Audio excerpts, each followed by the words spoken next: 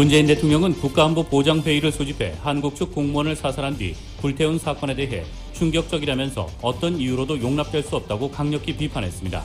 미 국무부는 이와 관련해 북한의 행위에 대한 한국의 규탄과 해명 요구를 전적으로 지지한다고 밝혔습니다. 북한은 서해상에서 한국 측 공무원을 사살한 뒤 불태운 사건에 대해 코로나 방역만 강조하면서 침묵으로 일관하고 있습니다. 유씨 계열 대학의 부정 입학에 다이앤 파인스타인 연방 상원의원의 남편인 유씨 평의사가 개입한 것으로 밝혀졌습니다. 코로나19 팬데믹이 장기화되면서 실내 영업 금지 조처를 위반하는 업소들이 늘어나고 있습니다.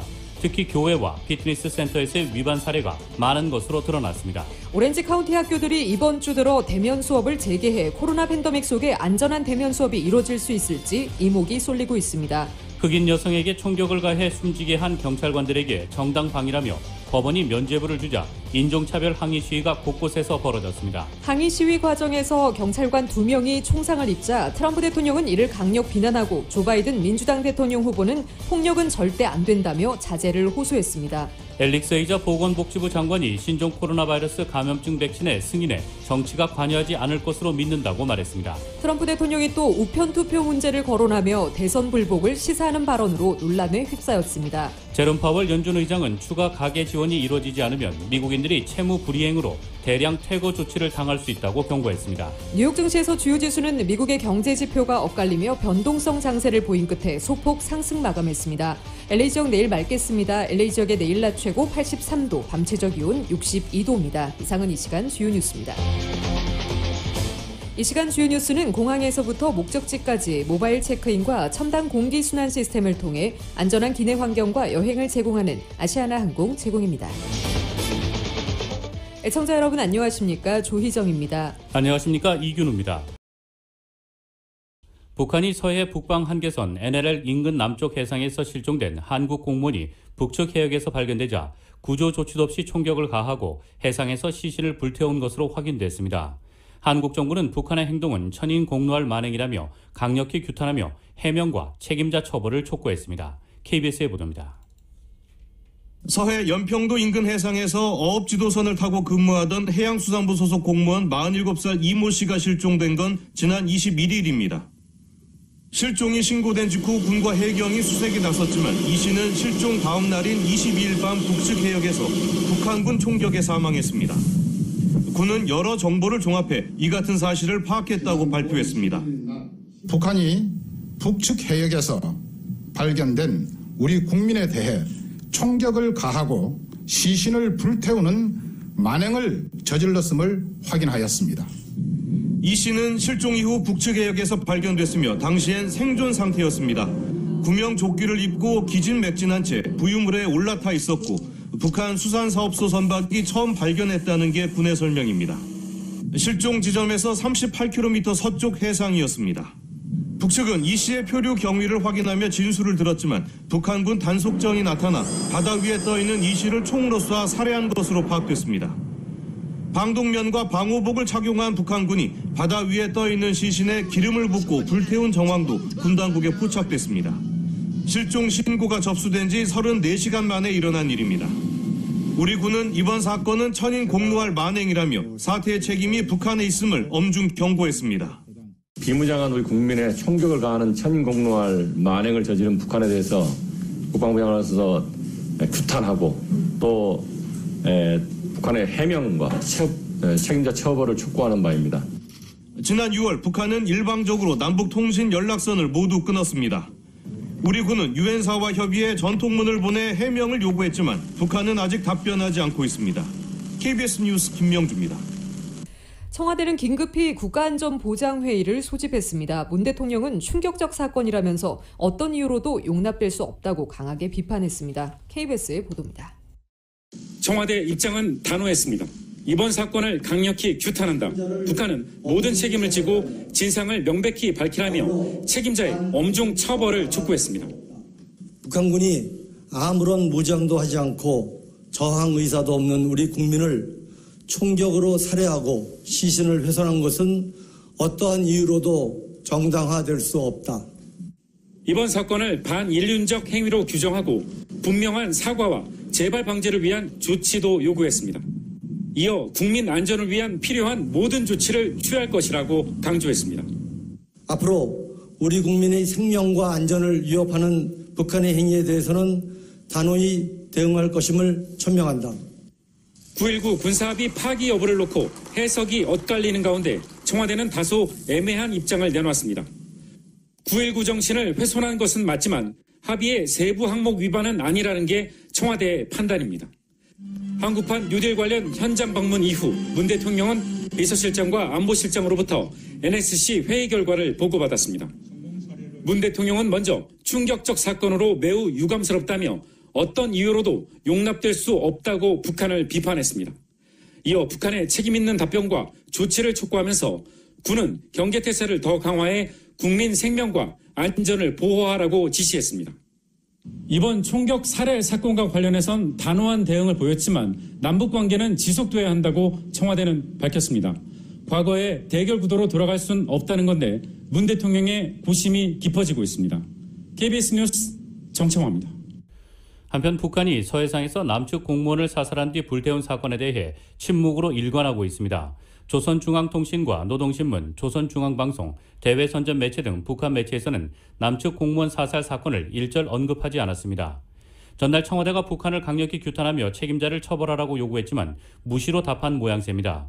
노동신문에는 신종 코로나 바이러스 감염증 유입을 차단하기 위한 방역 장벽을 강조하는 기사만 실렸을 뿐입니다. 신문은 방역부문 일꾼들이 무거운 책임을 다하자 제목의 기사에서 이 방역부문이야말로 인민보위, 조국보위의 전초선이라며 일부 간부들이 최대로 각성분발하여 우리의 방역장벽을 더욱 철통같이 다져나가자고 독려했습니다. 이 같은 반응은 2008년 7월 금강산에서 발생한 박광자 피격 사건 당시와는 정반대의 모습입니다. 북한은 박광자 씨 피격 사건 발생 다음 날인 7월 12일 명승지 종합개발지도국 대변인 명의로 담화를 내고 남조선 관광객이 우리 군인의 총에 맞아 사망하는 사고가 발생했다며 이에 대해 유감스럽게 생각한다고 밝힌 바 있습니다. 금강산 지역 군부대 대변인 역시 다음 달인 8월 3일 특별 담화를 통해 전투 근무 중에 있던 우리 군인은 날이 채 밝지 않은 이른 새벽의 시계상 제안으로 침입 대상이 어디서 나타났는지 그가 남자인지 여자인지조차 식별할 수 없는 조건이었다고 강조하기도 했습니다.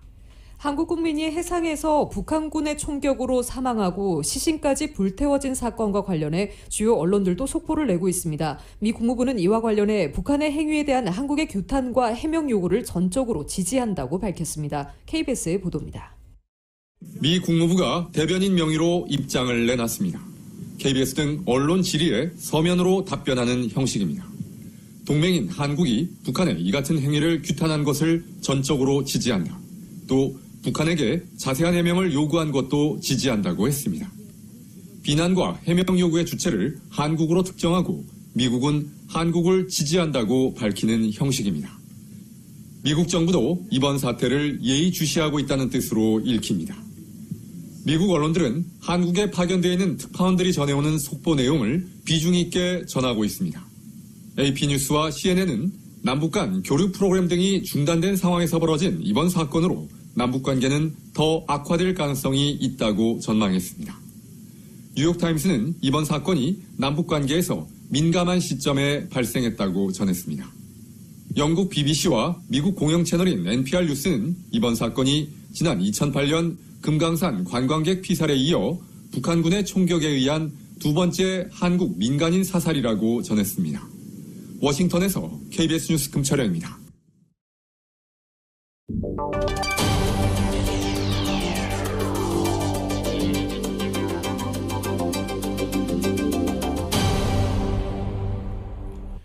이어서 로컬 소식 전해드리겠습니다. 오렌지 카운티의 학교가 이번 주 들어 잇따라 대면 수업을 재개하면서 코로나 팬데믹 속에 안전한 대면 수업이 이뤄질 수 있을지 기대 반 우려 반 이목이 쏠리고 있습니다. 얼바인을 비롯해 오렌지 카운티 내 5개 통합교육구가 이번 주 들어 잇따라 대면 수업 재개에 들어갔습니다. 얼바인과 터스틴, 로스 알라미토스, 사이프러스, 파운틴밸리 등 오렌지 카운티 내 5개 교육구 산하의 학생 7만 6천 명이 6개월 만에 문을 연 캠퍼스에서 대면 수업을 시작하게 되는 것입니다. 오렌지 카운티에서는 29개 교육구가 잇따라 대면 수업을 재개할 예정으로 다음 주에는 오렌지 통합교육구를 비롯해 세들백, 카피스트라노, 뉴포트 메사, 오션뷰 등 5개 교육구가 캠퍼스를 열고 대면 수업을 재개할 예정입니다. 아직 코로나19 바이러스 노출 위험이 가시지 않은 상황에서 오렌지 카운티 지역 학교들에서 대면 수업을 시작하면서 행정명령 이후 집에서 원격 수업으로 답답해하던 학생들에게는 숨통이 트였지만 대면 수업 후 캠퍼스에서 코로나 바이러스 감염 사태가 발생할 수도 있다는 우려 섞인 시선도 받고 있습니다. 코로나19 팬데믹이 장기화되면서 슬그머니 실내 영업 금지 조처를 위반하는 업소들이 늘어나고 있습니다. 특히 교회와 피트니스 센터에서의 위반 사례가 많은 것으로 드러났습니다. 정현호 기자가 보도합니다. 지난 한 달 동안 LA 카운티에서 코로나19 가이드라인을 위반하고 몰래 실내 영업을 하다 적발된 업소들은 70건에 이른 것으로 집계됐습니다. 적발된 업체들은 주로 교회와 피트니스 센터로 드러났습니다.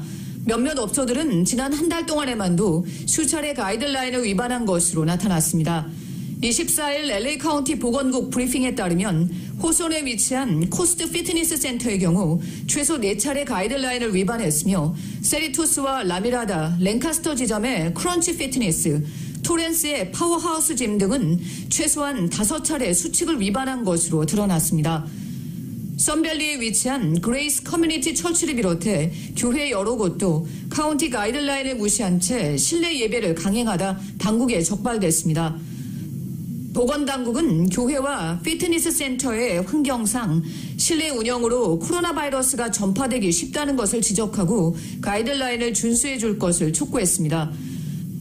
LA 카운티에서는 지난 한 달 동안 코로나19 확산세가 수그러드는 추세를 보여 조만간 영업 규제가 완화될 수 있을 것으로 기대를 모았지만 최근 다시 확진자가 늘어나면서 영업 규제 완화까지 시일이 지연되는 것 아니냐는 조바심을 키우고 있습니다. 현재 LA 카운티는 비즈니스 영업 환경에 가장 까다로운 규제를 받는 티어 1에 머무르고 있습니다.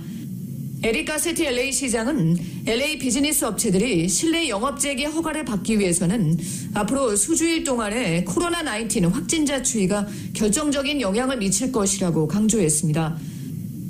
시장은 LA 주민들에게 코로나19 확산세를 수그러뜨려 다음 달 초에는 LA 카운티가 비즈니스 영업 규제가 한층 완화되는 단계인 새로운 티어 시스템으로 접어들도록 하자며 주민들에게 인내심을 갖고 가이드라인을 따라줄 것을 호소했습니다.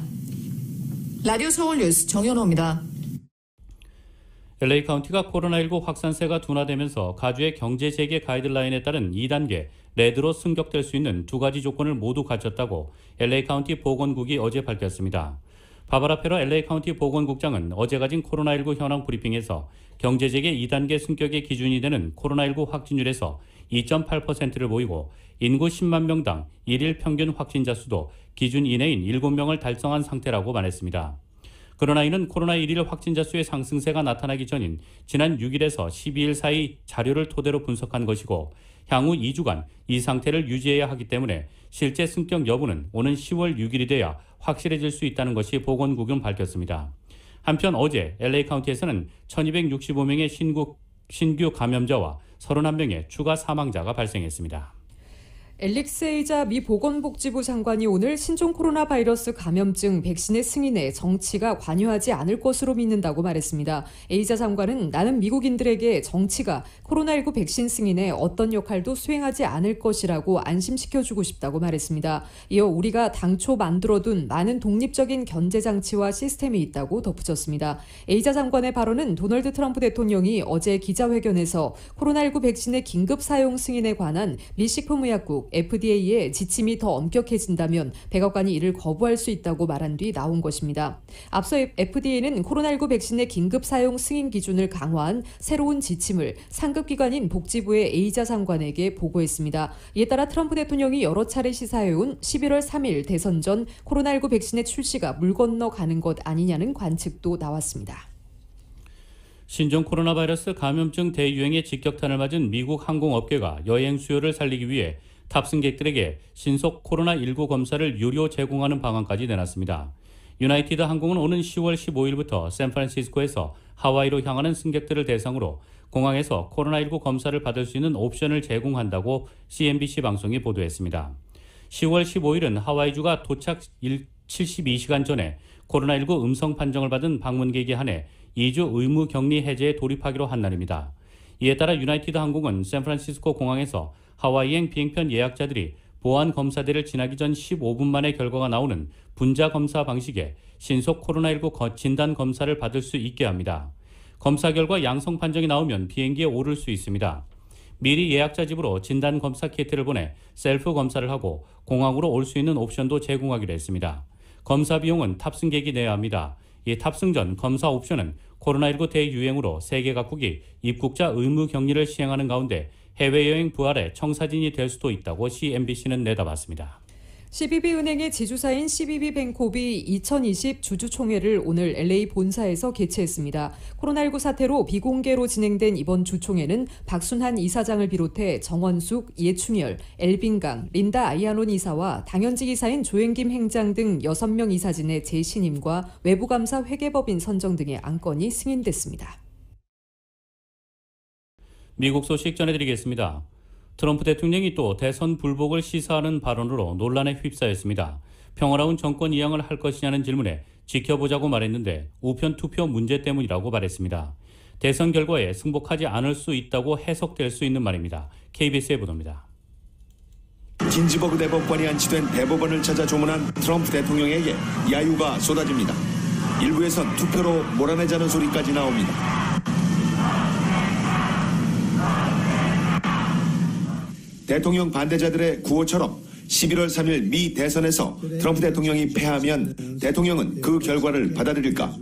Will you commit to making sure that there is a peaceful transferal of power after the election? Well, we're going to have to see what happens. You know that I've been complaining very strongly about the ballots, and the ballots are a disaster. 우편 투표는 민주당의 선거 사기라는 그동안 주장을 다시 하며 대선 불복으로 해석 가능한 언급을 내놓은 겁니다. 백악관 대변인은 자유롭고 공정한 선거라면 이라는 전제를 달아 대통령이 결과를 받아들일 것이라고 했습니다. 역으로 자유롭고 공정하지 않다고 판단되면 순순히 물러서지 않을 수 있다는 말입니다. 민주당 바이든 후보는 더 이상 놀랍지도 않다고 비꼬았습니다. What country are we in? Look, he says the most irrational things. I don't know what to say about it, but it does surprise me. 미 연방수사국장은 미 역사상 조직적인 투표 조작은 없었다고 오늘 의회에서 증언했습니다.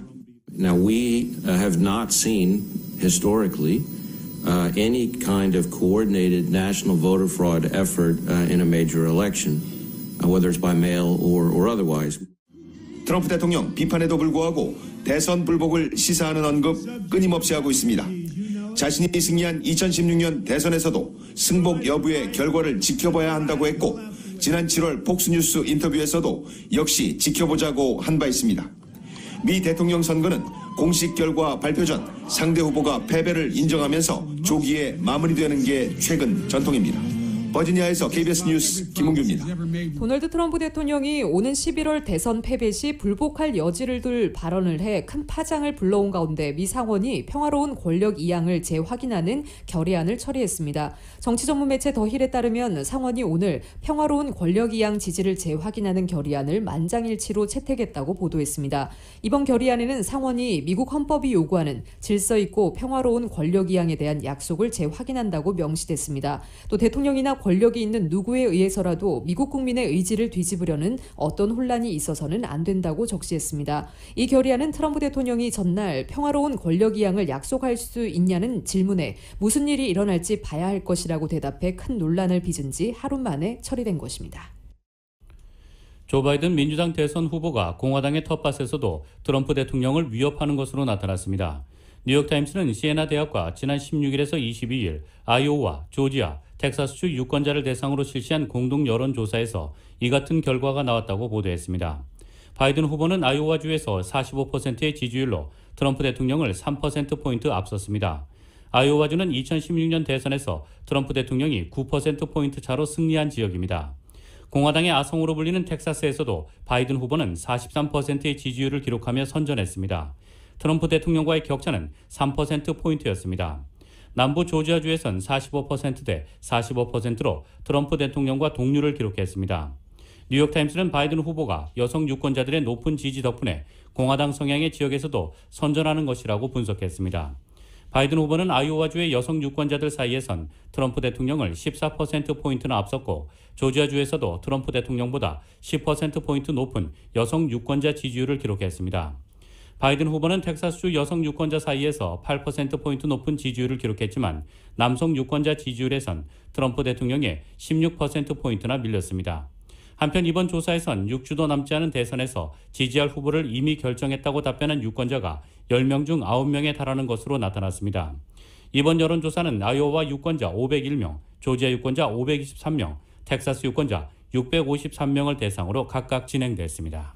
전직 장성을 포함한 국가안보 전문가 약 500명이 조 바이든 민주당 대선 후보 지지를 선언했습니다. 여기엔 도널드 트럼프 대통령 아래서 군 수뇌부에 있었던 인사들도 포함됐습니다. 미군 장성과 장교, 대사, 국가안보 분야 관리를 지낸 인사 489명으로 구성된 바이든을 지지하는 국가안보 리더들은 오늘 공개 서한을 통해 차기 대통령으로 바이든 후보를 지지한다고 밝혔습니다. 이어 트럼프 대통령 재임 중 기후변화가 수그러들지 않고 계속됐으며 북한 핵 프로그램도 마찬가지라고 지적하면서 바이든 후보는 정직하고 진실하며 우리가 동맹과 함께해야 한다고 믿는 사람이라고 덧붙였습니다. 이번에 바이든 후보 지지를 밝힌 국가안보 전문가 가운데는 지난해 7월까지 군서열 2위인 합참차장을 지낸 폴 제이 셀바 전 공군 대장도 있었습니다. 셀바 전 대장은 오바마 행정부 때 합참차장에 임명된 뒤 트럼프 행정부 때 유임됐습니다. 클린턴 행정부에서 국무장관을 지낸 매들린 올브라이트 전 장관과 바이든 후보 부통령 러닝메이트로 하마평에 올랐던 수전 라이스 전 백악관 국가안보 보좌관도 이번 서한을 통해 바이든 후보 지지를 표명했습니다.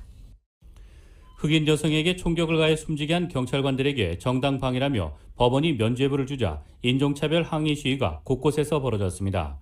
항의 시위 과정에서 경찰관 2명이 총상을 입자 트럼프 대통령은 이를 강력 비난하고 조 바이든 민주당 대통령 후보는 폭력은 절대 안 된다며 자제를 호소했습니다. YTN의 보도입니다. 켄터키주 루이빌에서 지난 3월 흑인 여성 브레오나 테일러에게 총격을 가해 숨지게 한 경찰관들에게 켄터키주 대배심이 정당방위라며 무죄를 선고했습니다. Based on the evidence, there's nothing conclusive to say that Detective Hankinson's of his bullets hit Miss Taylor. 무죄 판결이 알려지면서 켄터키주 루이빌과 뉴욕, 시카고 등 곳곳에서 시위가 확산하고 있습니다. 지난 5월 경찰의 과잉 진압으로 사망한 흑인 조지 플로이드 사망 사건에 이어 다시 전국적인 항의 시위가 재점화되는 양상입니다. 지난 3월 루이빌에 살던 흑인 여성 브레오나 테일러는 새벽에 갑자기 들이닥친 경찰관 3명에게 총탄 8발을 맞고 숨졌습니다. 마약 사범을 찾던 경찰이 주소를 잘못 찾아 테일러의 집을 급습하자 테일러의 남자친구가 경찰을 침입자로 오인해 총을 쐈고 경찰의 응사에 결국 테일러가 희생된 것입니다. 이런 가운데 루이빌에서는 이번 항의 시위 도중 경찰관 2명이 총격을 받아 부상을 입는 사건이 발생했습니다. 트럼프 대통령은 폭력 시위에 대해 강력하게 비난했습니다.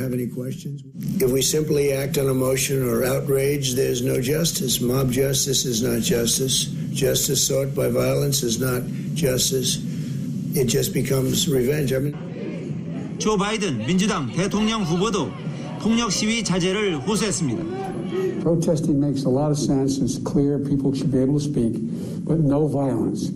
No violence. My heart goes out to Breonna Taylor's mom. The last thing she needs is to see violence in the streets. So, 조지 플로이드 사망 사건처럼 이번 판결에 대한 항의 시위도 전국적으로 번질 조짐이어서 11월 미 대선 과정에서 상당한 영향을 미칠 것으로 보입니다. YTN 이동호입니다.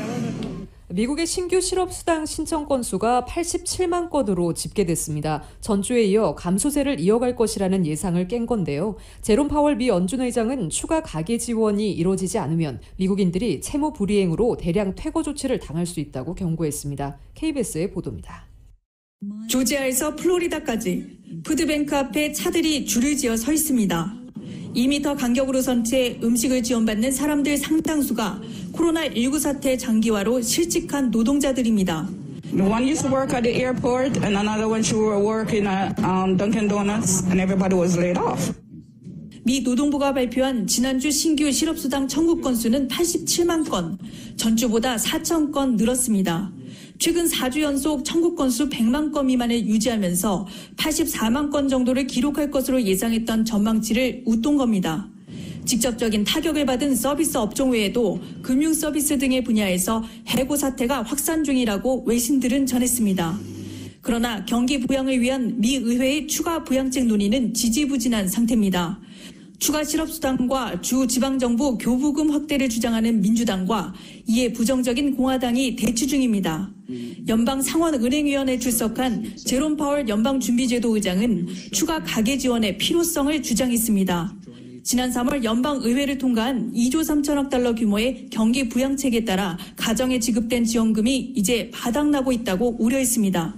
The risk is that they'll go through that money ultimately and have to cut back on spending and maybe lose their home or lose their lease.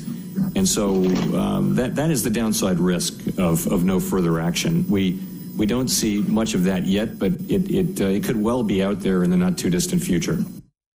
파월 의장은 의회와 정부의 부양책 합의 실패가 미국 경제에서 하방 위험을 기운다고 진단했습니다. 그러면서 지금은 미사용 부양책을 전용해서라도 자영업과 가게를 돕는 데 집중해야 할 때라고 강조했습니다. 버지니아에서 KBS 뉴스 서지영입니다. 법원이 트럼프 행정부가 중국 동영상 공유 어플리케이션인 틱톡의 미국 내 다운로드를 금지하려는 계획에 제동을 걸었습니다. 워싱턴 DC 지방법원은 칼 니코스 연방판사는 다운로드 금지 계획을 연기하거나 법원의 틱톡의 요구를 반박하는 서류를 제출하라고 명령했다고 블룸버그 통신이 보도했습니다.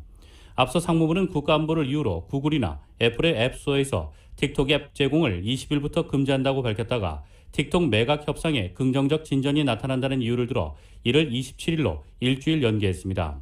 그러나 틱톡 모 기업인 바이트댄스는 이번 제재가 국가안보 우려가 아니라 미국 대선과 관련한 정치적 고려에 따른 것이라며 금지 조치를 중단해달라는 가처분 신청을 오늘 법원에 냈습니다. 니콜스 판사의 명령은 이날 가처분 심리 직후 나온 것입니다. 상무부는 바이트댄스가 한 달여 전에도 별도의 소송을 제기했고 이번 가처분 소송은 시간상으로 너무 촉박하다고 주장했지만 일단 받아들여지지 않았습니다. 오는 11월 미국 대선을 앞두고 논란이 되는 페이스북 콘텐츠를 삭제할지 여부를 결정할 독립적인 위원회가 출범합니다. 페이스북의 감독위원회 공동의장인 자말 그린은 오늘 다음 달 중 10월 중하순께 위원회가 사건에 대해 청취하기 시작할 준비가 됐다고 발표할 수 있을 것이라고 말했습니다. 그린 의장은 위원회가 연간 약 100건의 사건을 청취하는 게 초기 목표라고 밝혔습니다. 독립적 감독위원회는 페이스북이 러시아의 2016년 미 대선 개입을 방치했다는 언론 보도가 나온 뒤 2018년 페이스북 최고 경영자 마크 저커버그가 처음 제안했습니다. 일종의 소셜미디어 대법원으로 페이스북의 컨텐츠 삭제 결정을 무효화할 수도 있는 독립적이고 구속력 있는 결정을 내릴 수 있도록 한다는 구상이었습니다. 감독위원회는 인권, 표현의 자유 분야의 독립적 전문가들로 구성되며 페이스북이나 인스타그램의 조처가 부당하다고 느끼는 이용자는 이 감독위원회에 항소할 수 있습니다. 페이스북도 이 감독위원회의 판단을 요구할 수 있습니다.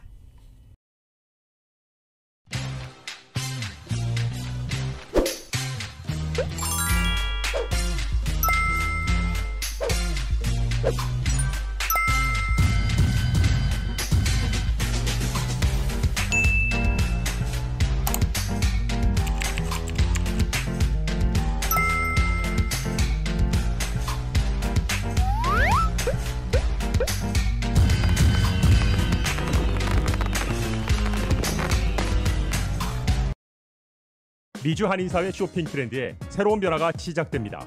미주 한인들을 위한 아마존 스타일의 홈쇼핑이 탄생했습니다. 최신 트렌드에 맞는 발빠른 상품 업데이트로 언제든 최신 상품의 쇼핑이 가능하고 까다롭고 엄격한 제품 선정을 통해 최상의 품질을 보장합니다. 인터넷이 어렵다고요? 친절하고 전문적인 고객 서비스에서 상담부터 결제까지 도와드립니다. 로그인 필요 없이 복잡한 주문 프로세스를 모두 없앴습니다. 이제 한국 제품 미국 내 쇼핑은 한국 홈쇼핑이 최고입니다.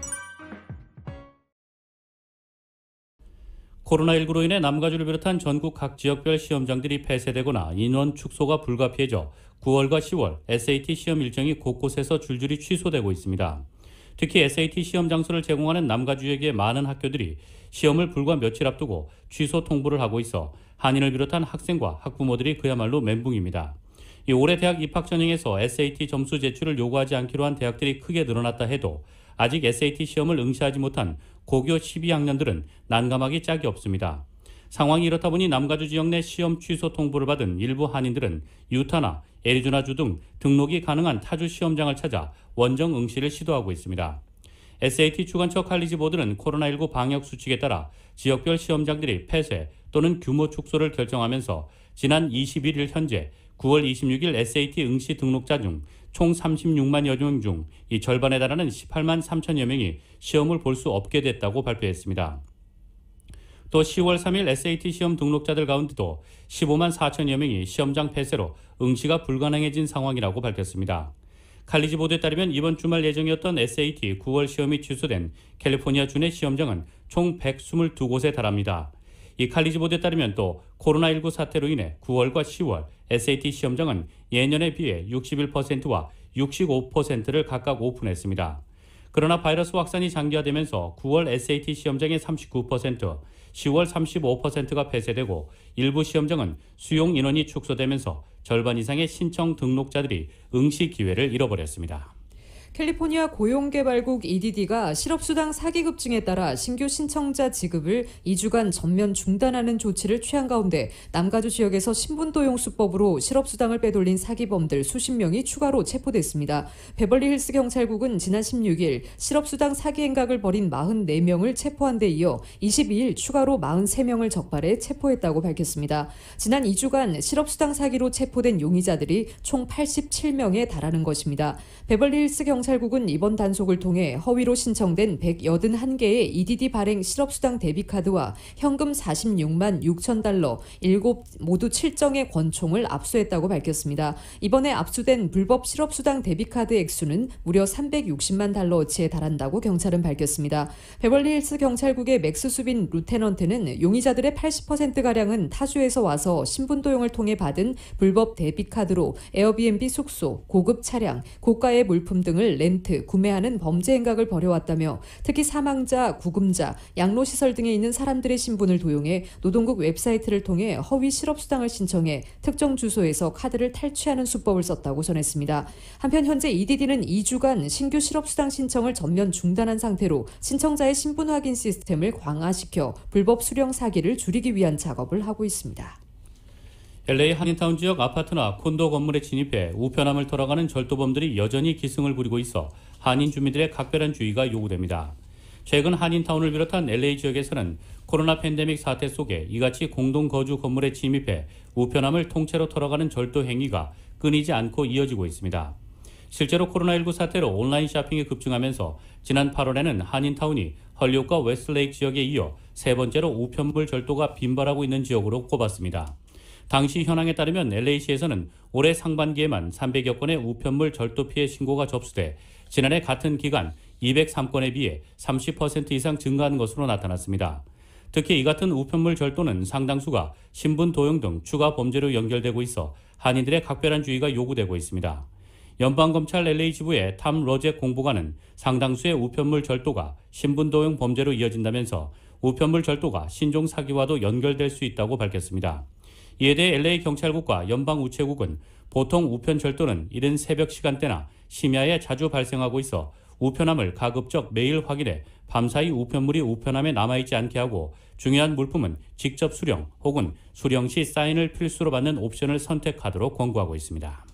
미 전역에서 가장 큰 주립대 시스템인 캘스테이트에 최초로 소수계 수장이 탄생했습니다. 캘스테이트 이사회는 조셉 카스트로 현 캘스테이트 프레즈노 총장을 새로운 캘스테이트 총괄총장으로 선임했다고 발표했습니다. 카스트로는 티모시 화이트 현 총괄총장에 이어 23개 캠퍼스를 총괄하는 수장이 됩니다. 멕시코 이민 가정에서 출생한 카스트로 신임 총장은 캘스테이트에서 백인이 아닌 소수계로는 최초로 총괄총장직에 오르게 됐습니다.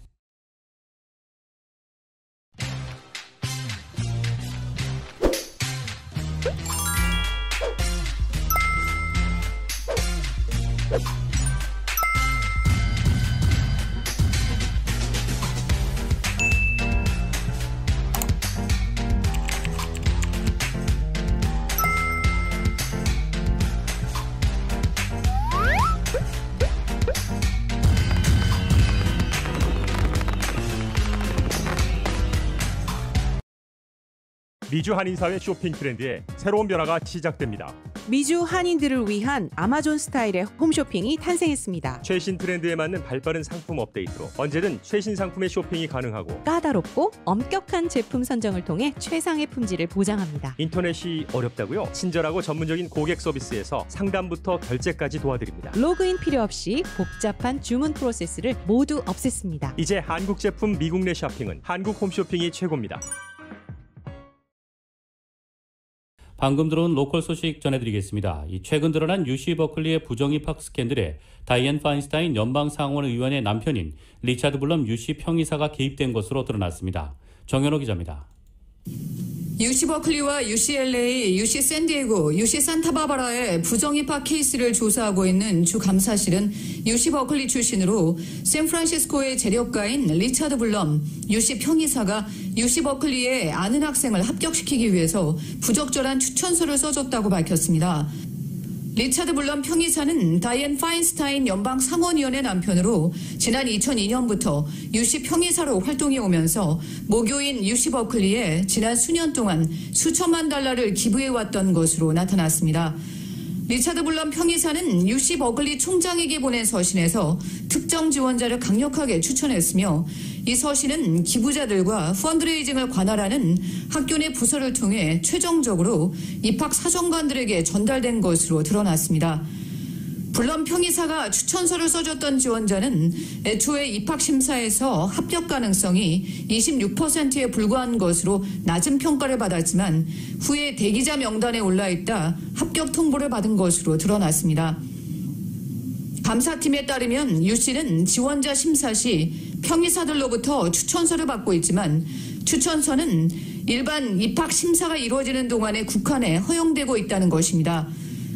그러나 리차드 블럼 평이사의 추천서는 해당 지원자가 입학 사정심사에서 불합격된 후 대기자 명단에 올려졌을 때 제출된 것이기 때문에 문제가 되고 있습니다. 감사팀은 대기자 명단에 있던 해당 지원자가 후에 합격 통보를 받은 것은 순전히 재력가인 UC 평이사의 지대한 영향력에 의한 것으로 짐작된다고 지적했습니다. 라디오 서울뉴스 정현호입니다.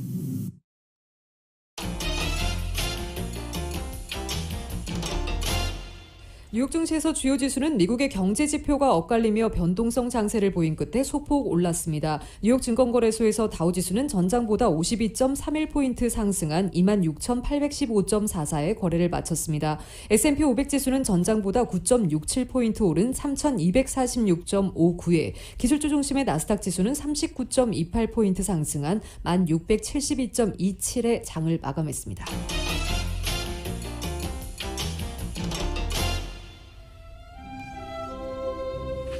9월 24일 목요일 오늘 밤과 내일 날씨입니다. 금요일인 내일도 맑은 가운데 낮 기온 오늘과 비슷하겠습니다. 이런 날씨는 주말인 일요일까지 계속되겠습니다. 한편 다음 주 초부터는 낮 기온이 크게 높아져 LA 다운타운이 90도 중반까지 오르고 벨리와 인랜드 지역은 100도를 웃돌면서 주중 내내 반짝 더위 예보된 상태입니다. LA 한인타운의 내일 낮 최고 기온 83도, 밤 최저 기온 62도입니다.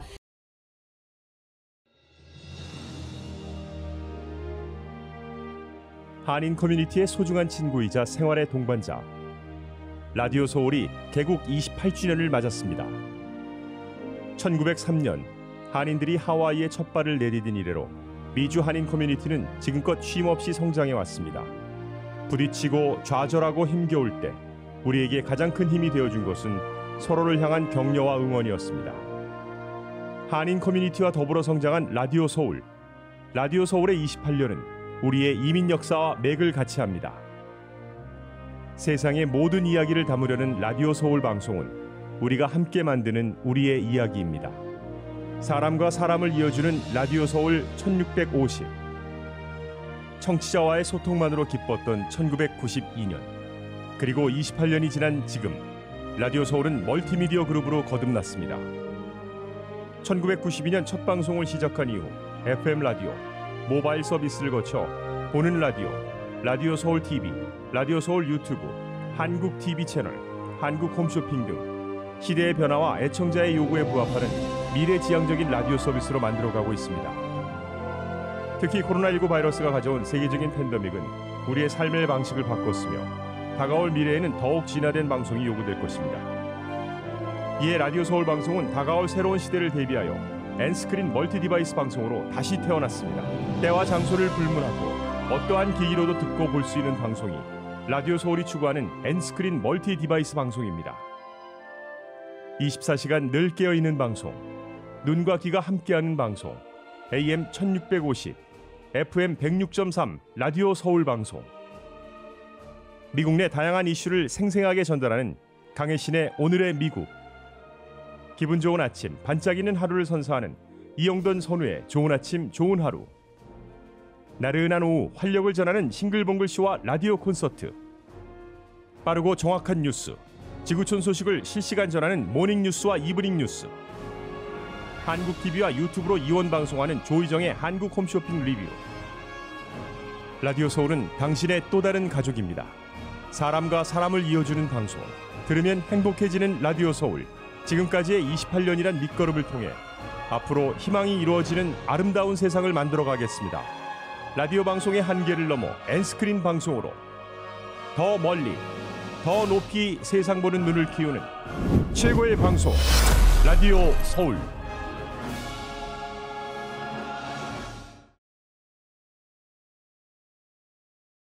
지금까지 진행의 이균호, 조희정이었습니다. 편안한 저녁 보내시기 바랍니다. 고맙습니다.